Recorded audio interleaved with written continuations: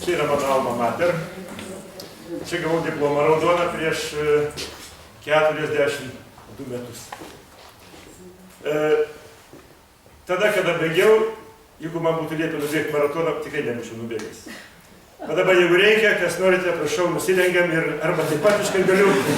Ir garantuoju 4 valandas 15 minučių, tai garantuoju. Nu, o ten kaip kitaip nežinau, bet kas sutinka su manimi dabar persimesti?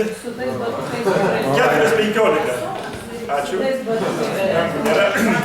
Tai žiūrėkit, tai prieš 2 metus Vilniaus maratone buvo 300 bėgikų, 300 buvo iš paskos, 300 buvo priekį. Taip pat kol kas, reiškia, bet kokiu momentu esu pasirengęs nubėgti ir aš čia manau, kad nereikia niekam aiškinti, kas yra maratonas. Bet spaudoju visą laiką, aš nubėgau maratoną. Kiek? 3 km maratonas. 42 km, 125, bet kada, vat kolegai šypsosi, kadangi iš tikrųjų irgi taip pat pasiruošęs bet kada tą patį. Tai 20 metų, bet tik tai prieš 2 metus sumušė mano rekordą New Yorko maratone. Vienas lietuvis nuvažiavęs greičiau nubėgo. Mano New Yorko maratono rekordas man priklausė tarp lietuvių visų 2 valandas 53-59 buvo mano. Ir tą aš padariau rytinės mankštos būdu, reiškia. Niekuomet nieko specialiai nesiruošdavau, bet nuvažiavau į New Yorką, 89 metai. Ir kas baisiausia, kada aš ten startavau, aš pamačiau, kad aš pirmas lietuvis, kuris bėgs maratoną. Dar buvo Tarybų sąjunga, tada 89 reiškia. O aš parašiau Lietuva. Jie sako, kokia čia šalis, nežinau, rašyk Lietuva. Ir aš paskui pažiūrėjau, ką aš padariau. Taigi mano pavardė su mano valstybė bus įrašyta į tą 25 000 bėgikų sąrašą, Lietuva bus paskutinė, galvoju, kaip bus gėda. Ir man reikėjo stengtis. Ir aš taip žiauriai stengiuosi, kad išlipau iš 3 valandų, nubėgau per 2:53, ką reiškia atsakomybė už savo šalį. Aš jau nieko nebemačiau, kaip liko 3 km, bet mano kojas vis tiek nešė, kad reikėjo pabaigti. 2:53 buvo prie 89, 96 nuvažiavau į Bostono maratoną, 100 metų buvo. Ir vėl išlipau iš 3 valandų, 2:56 buvo. Ir mes, 3 lietuviai, tada užėmėm 2. vietą komandinėje srityje tarp Bostono maratono. Mes 3 buvom komanda ir mes 2. Tik todėl buvom 2, kadangi sugedo sistema, reiškia, čipsų tų. Ir nenuėmėm, ir aš ten stovėjau už 200 metrų nuo starto linijos, o nesuveikė, reiškia, startas su čipsais ir fiksavo tik tai rankiniu būdu. Ir mano kolegos buvo priekinėje linijoje, o aš, reiškia, pagalau į startą vidų, ten maždaug minutę kokį. Ir būtent mums tiek įtrūko, kad laimėtumėm Bostono maratoną mūsų komandų lietuvių. Tai čia tokie nužiūrėjau biškį pasigirimą, kad jums būtų aišku, su kuo turit reikalą, nes ne visi yra mano čia, taip sakant, bendraamžiai, bendra žygiai. Bet matau jūsų tarpe veidų, kurias pažįstu ir su kuriais mes čia nekartą sėdėjom, matau mojuoja. Sėdi, reiškia, rektorius Albertas. Aš šito, kaip žinau, reiškia, dabar nesenai sužinau, kai jis vadiname rektorius, bet nieko baisaus, jisai liudininkas, mes kasmet su juo susitikdavom pašnekėti jau vilnietį. Aš čia sėdžiu pas norėtų, sakau, mes čia su Albertu vis pasišnekėdavau. Aš čia aplankau, pasišnekam, pasvajojame apie sveiką Lietuvą ir vėl įsiskiriam iki naujo susitikimo. Ir kiekvienas susitikimas mes vis liūdnesni buvom ir liūdnesni. Reikalai vis prastėja, daugėja, pasiguodžiam viens kitam. Nu, sakė, jeigu neišaušo aušra mūsų gyvenime. Jinai, Albertai, išaušo. Išaušo ir patikėk, aš patikėk, neabėjoju, reiškia, mes pasmerkti sėkmei dabar. Reiškia, va ta komanda, su kuria aš esu, aš kiekvieną dieną sikiriu ir keifuoju, galvoju, viskas, prasideda naujas gyvenimas. Aš rytoj sutinku savo 506 laidą sveikatos mokyklos ir tai bus paskutinė mano laida Palangoj.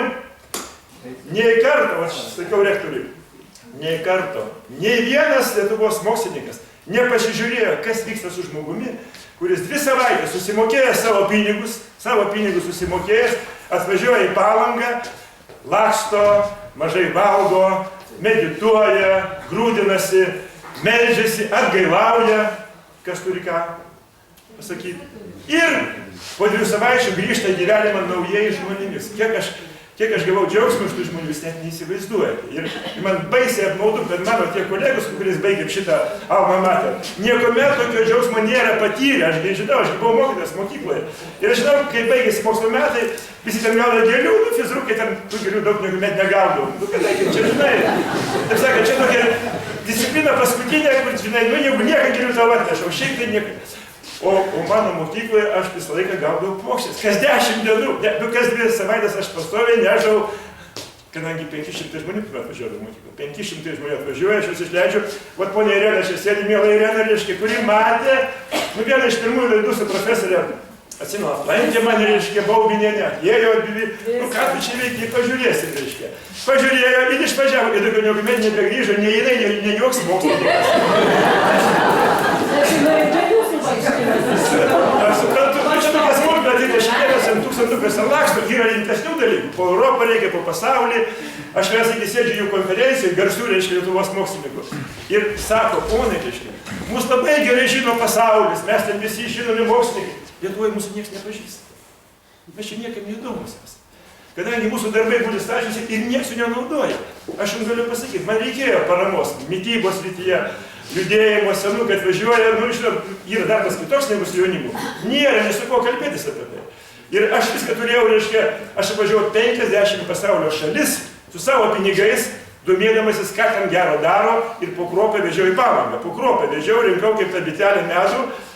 Ir tą dariau būtent savo sąskaitą. Aš paskaičiau, per tuos metus aš į Vilnių važinėjau arti 1000 kartų už savo pinigus. Ir kaupiau. Ir šiandien aš jau galiu drąsiai kalbėti su bet kokio rango profesorium. Ir tie žmonės, kurie atvežė į Lietuvą gyvensenos mediciną, Paulius žino, atvažiavo dėka to, kadangi mano mokyklą baigė Loreta Vainienė, kur žino, reiškia, Paulius prieš 23 metus. Po to mes nuvažiavome į Bostono maratoną, susipažinom su Petru Vaidžiumi, kurį dabar, kaip tik Paulius ir minė, kaip tą žmogų, kuris atvežė į Lietuvą Koliną Kempbelą ir kitus, kurie dabar jų pagalba į Lietuvą ateina, sveikatos medicina, jų pagalba. Dabar kokia įdomi istorija, kaip viskas netikėtai įvyksta. Net nežinai, kur kas prasideda, bet aš tą istoriją matau. Nei vienas Lietuvos veikėjas, sporto sveikatos, tiek nematė gyvų žmonių, kiek aš juos mačiau. Jie visi keitėsi. 16 sveikatos ministrų šitą ranką spaudė. Visi prezidentai, premjerai, abudu kardinolai, ir visi man padėdavo, ranką ant peties, palaikydavo už alkūnės. Jis sako, gerai, varyk, žinai, varyk. O ir varėm, ir dabar atėjo ta diena, kada mes tikrai su Albertu jau šypsimės, tikrai dabar kažką tikrai padarysim. Kadangi atėjo viltis, tikrai atėjo viltis, matėt, kokia mūsų šaunių komanda yra. Ir dar jų bus daugiau, jeigu jūs jam padėsite. Bet pasakysiu, čia tokie dalykai džiaugsmingi yra. Jūs laukite, ką tu ten Seime darysi? Ką tu ten darysi? Čia viskas tvarkoja, čia tos istorijos mums girdėtas. Ką tu ten Seime veiksi? Ir mane visą laiką klausinėjo per debatus. Maždaug, čia toks ateina, žinai, klaunas ir tenai, nežinai, kažkur nutrūkęs, tenai, kaip kruopų prisivalgęs, išlipęs iš jūros. Ką tu čia mums padarysi? Aš sakau, iš karto sakau, aš tikrai padėsiu savo sveikatą, kad Vilniuje atsirastų ligų gydymo ministerija, o sveikatos rūmai nusikeltų į Klaipėdą. Ir nieko bendro tarp jų negali būti. Nei pinigų, nei žmonių, nei jokių kitų resursų. Atskiri dalykai. Tada atsiranda viltis, kad kažkas įvyks. Nes šiandien visi mūsų pinigai sveikatos nueina į ligų ministeriją, kuri vadinasi sveikatos ministerija. Paklausykite, krašto apsaugos ministerija. Nu, čia visą mažą. O jeigu aš padaryčiau kariuomenės apsaugos ministerija, kaip skamba? Kariuomenės apsaugos ministerija. Tai ten durnas. O čia tvarkos, sveikatos apsaugos ministerija. Sveikata yra kariuomenė, kuri mus saugo nuo priešų. Sveikata yra kariuomenė, kurią reikia auginti, stiprinti. O jeigu štai kovosim su lygom, kovosim. Kuo daugiau kovoja, tuo daugiau tų lygų atsiranda. Ir vaistų reikia daugiau. Tik tai kovose lygos ir auga. Anksčiau reikėjo vienos tabletės, dabar 2 tabletės, paskui daug tablečių ir nesibaigia tie dalykai. Ir aš jau pasakysiu, niekas su manimi nesiginčia. Pas mane buvo daugiau negu 1000 Lietuvos gydytojų. Su visais kalbėjau po 2 savaitės, bendravom, jie visi prisipažino. Iš 3 tablečių 2 nereikalingos. Suskaičiavau 1,5 milijardo litrų. 1,5 milijardo litrų nereikalingos sukišta kasmet žmonėm nuodų. Ir niekas tai neatsako. Žiūrėkit, kaip auga kreivės tų ligų, kurios atsiranda dėl vaistų pertekliaus. Niekam neįdomu.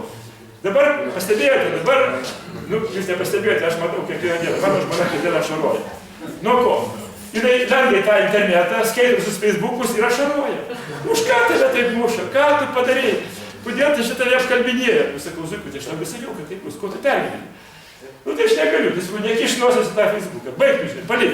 Skambina mano švagėka, Europos čempionė, Elena Buzelienė, čia irgi baigė 2 kartų Europos čempionė. Dainiau, kam tau reikia, kodėl tu patilėti negali? Tai sakau, aš niekaip negaliu nepasakęs, ką aš galvoju. Kas įdomiausia, jie paskelbė ne tai, ką aš galvoju, jie paskelbė tai, ką aš prieš pusę metų pasakiau. Ir visi manė, kad aš vakar pasakiau. Aš ne apie skiepus, čia kiepelis visi, dabar pirmą reiškia filmą apie skiepus. Mes kalbėjom su būsimu sveikatos ministru, kurį ką tik apgailėjome, reiškia. Dar jisai tą dieną nebuvo, jisai rytoj tapo sveikatos ministru. Ir mes apie skiepus sėdėjom laidoj Diagnozė valdžia. Atsimintam, du suloginimus sėdėjom. Mes šnekėjom ir ten buvo mūsų komanda antiskiepininkų ir buvo proskiepininkai, tie, kurie labai reikia mus skiepyti. Ir aš pasakiau, neišlaikęs, sakau, žinot, iš kur tie skiepai pagaminti. Ir beždžionių liekanų, sakau, ir aborto liekanų ten, kadangi, grubiai pasakiau, bet nesusilaikiau.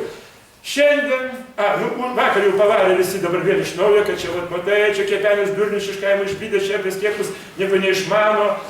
Ir šiandien žiūriu, man nebereikia užsienio gynybą, žmonės ateina ir įdėjo puikų straipsnį iš Amerikos CDC, žinot, kas tai reiškia CDC, jų reiškia išrašas. Tai reiškia, kad ir ten lotyniškai ir angliškai parašyta, kas yra beždžionių liekanos ir kas yra abortai. Tai yra būtent skiepų dalis. Ir dabar jau matai, kadangi pasakė, moksliškai dabar patylėsim mes.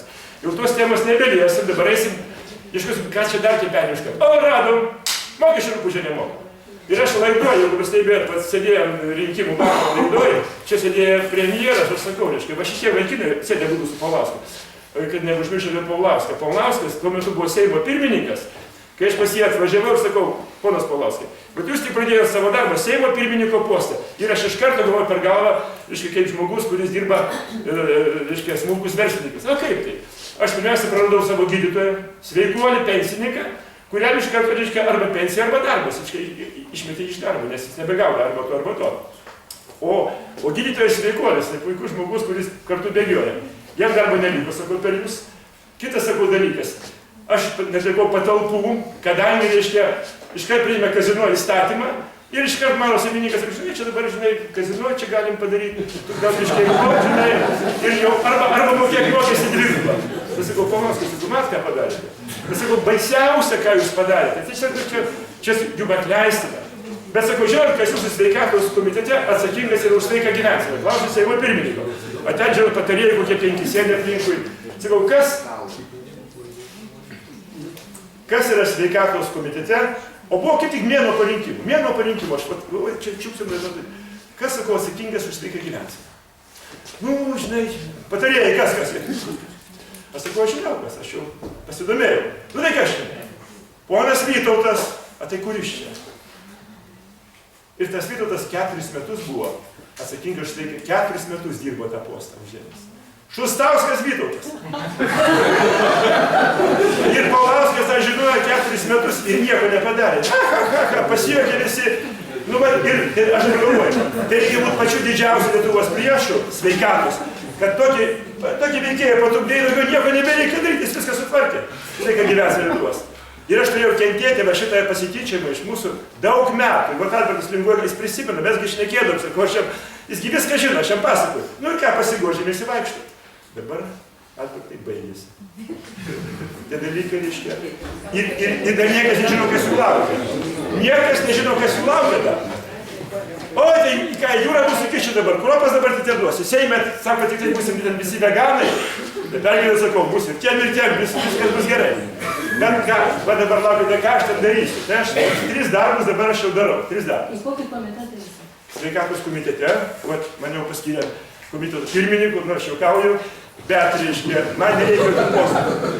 Man nereikia jokio posto, patikėkite. Toks yra terminas, žinot, toks yra. Blūždaviščiai, napadaviščiai. Ką norite nespėti? Laisvas puolėjas. turi progą ir kalą. Ir man nusispjaut, kas ką galvoja. Aš per daug kentėjau, kad ramiai į tą reikalą žiūrėčiau. Tai tikrai, reiškia, mes dėsim, ką reikia daryti ir mane visi stabdo. Čia tu dabar kaip marginalas, iš tavęs darys kaip gražulis. Nieko baisaus, pakentėsi porą savaičių, porą mėnesių, viskas bus gerai. Sakau, aš nebijau, žinai. Ir dabar mano darbai. Pirmas darbas, jau padarėm, mūsų sveikatos ministras suderino su visa mūsų komanda, mes jau radom 1%, bet iš tų 2%, kurius visi skiriate, žinote, net apie tai, gal negirdėjo? 2% į vieną pusę, o kur dar eina vienas? Partijom. Tai mes sakom, mums partijom nebereikėtų. Mes tą 1% atiduodam jums, kad jūs nuneštumėte sveikatos klubą ir tenai gautumėte lengvatą klubo nario. O tą 1% pradžiai, o po to ir antrą rasim, ir trečią.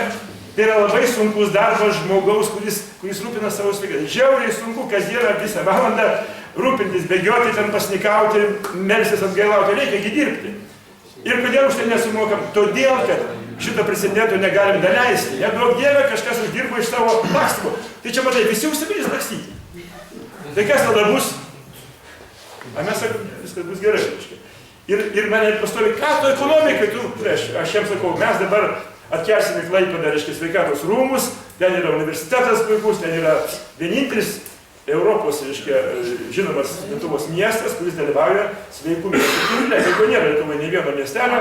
Miestas Kaunas. Buvo ir nebeliko. Ir nebeliko. Jūs puikiai žinot, kad kryžius padėtas buvo, jie vaizdavo sveiką miestą ir užgesino, sunaikino idėją, suprofanavo. O dabar Klaipėda perėmė ir jinai visą laiką gėsi vienintelį Klaipėdą. Ir, kadangi nori, tegu dirba. O labai gerai, kai jūs konkuruokite, iš tikrųjų, reiškia. Mes sakome, mes duosim ten projektą, kur galima daryti, reiškia. Tai vat, kūrėme sveiko miesto modelį, kūrėme sveiko kaimo modelį, jau turime vieną kandidatą, kūrėme sveiko darželio modelį, kūrėme mokyklos modelį, šeimos, bendruomenės ir tam skiriame 2 metus. Per 2 metus mes tikrai... Kaip? O, va. Sukurtas, sakau, duokit čia, iš karto garantuoju, eis pirmuoju taikymu, reiškia. Jo, tai duokit ant stalo, reiškia, neškit, kur sukurta yra, reiškia, ir aš jums garantuoju, kad mes nuo to ir pradėsime. Kiek metų sukurta yra? Sveikatą stiprinančio universiteto rektorius. Sveikatą stiprinančios... Žinau, tą reiškia universitetą, aš aplankiau tą Lietuvos vienintelį, kuris pasiskelbė sveikatos stiprinimo universitetu. Anksčiau buvo, reiškia, žemės ūkio, dabar jau, tai aš buvau nuvažiavęs ir žiūriu, ar norite, kad aš jums papasakoti, ką aš ten radau? Gal kartu dabar važiuojam ten pažiūrėti, kas ten per universitetas. Jis absoliučiai nuo ko nesiskiria, lygiai kaip ir visi, tas pats balaganas, bet, matai, pasiskelbėm, nuplovėm pinigus europinius ir vaizduojam, nieko ten tokio nėra skirtingų nuo kitų. Aš nuvažiavau, aš ten pusę dienos pražiūrėjau, kas ten tokio sveiko yra, niekiek nesiskiria. Aš, privatininkas, nuvažiavau, pažiūrėjau. Valdininkai ten nieks nepažiūrėjo, niekados, niekam neįdomu ten dalykai, kadangi, žinai, paskiriam pinigus, išplovėm, kam ten žiūrėt, nedaug dėlė, paskui šiandien tiem pasakys, kad ten. Aš ir daugiau pasakysiu. Tai pirmas mano darbas, ką galim padaryti, atskirti sveikatą nuo lygų. Todėl, kad niekam nėra problemas suprasti, kad čia yra liga, čia yra sveikata. Tarp jų yra didžiulis tarpas, yra labai didelis ligonis, yra labai didelis sveikuolis. Ir jie būtų artėja ir kažkas atsitinka, tokioje būsenoje, kuri vadinasi ikinozologinė būsena. Jūs girdėjote, yra trečioji būsena, bet Paulius man kalbėjo mūsų per telefonu su juo, jisai dar to nežinojo, jis manė, kad yra arba liga, arba sveikas. O dabar sužinos iš manęs yra ikinozologinė būsena, tai yra ta tarpinė būsena tarp ligos ir sveikatos, arba lietuviškai priešlygė arba polygė. Tai va šitoje būsena ikinozologinė. Kiek gyventojų Lietuvos yra? Apie 75% maždaug. Bet arba jisai vakar sirgo, arba sirgs rytoj. Kiek yra sveikų tarp žmonių? Kiek? Maksimum 100 žmonių, 2, 3, daugiausia 5, daugiau nėra. Yra apie 20 tokių, reiškia, kurie guli ligoninėje šiandien, arba namie guli valgo vaistus. Va tokia čia situacija, ir vis prastėja ta situacija, vis prastėja, yra košmaras. Čia nieko naujo nesakau, tą senai visi žino, ir po Irena senai visi viską žino, čia nieko jie nėra naujo. Jinai puikiai žino, kad medikai, kurie šiandien valdos mūsų sistemą, jie už mūsų sveikatą, kiek prasideda atsakomybė? 10. Garsiai pasakykite. 10 procentų atsakingi jie už mūsų sveikatą, o pinigų kiek paima? 99,9 procentų. 10 procentų atsakomybės, o pinigų 99 procentai. Tu man duok, bet kokį biznį, aš tam keifuosiu tokiam biznį. Jokios atsakomybės, visi pinigai. Ir kai aš paklausiu, o kiek tenai yra va tas 1 procentas? Niekas nežino. Nekurie jie duoda tiek pinigų va šitai sveikatai, kad nedaug dievė neužvirtų vandens. Tegu ten vaizduoja, kad verda, bet tik pamato, kad jau artėjam prie virimo, išjungkite, dujų nebėra. Ir mes košės negalim, 25 metų negalim išmėti košės, kadangi viskas surašyta, tvarkoji, varykite, bet nedaug dievė visi stebi, kad neužvirtų vandens. Nes jeigu jie išvirsta košę, tai tada šakės visiems parodys, va, jį išvirė. Ir tada durnešiu, kad kodėl kitur to negalima padaryti. Tai jums aišku, apie ką aš kalbu. Tai tas rūko 26 metus. Ir niekas negali, bet dabar, negi tam kepeliui nėra dabar vaistų nuraminti, ką jis dabar čia, negi čia tikrai tą darys. Negi tikrai, man sako, žinai, vandens nebegeram niekur, tu buteliuką savo turėk, sako, tu galvo, ką kalbi. Nu, aš nebegaliu, taip sakant, jau čia baigėsi, aš kentėjau 4 amžiaus, daugiau nebekentiesiu. Ir aš jau daugiau pasakysiu. Antras mano darbas. Vat reiškia, 1 procentas jau skirtas žmogui, kuris dirba savo sveikatą, jam bus naudinga, bus sveikuoliu, tikrai bus naudinga. Antras darbas. Tai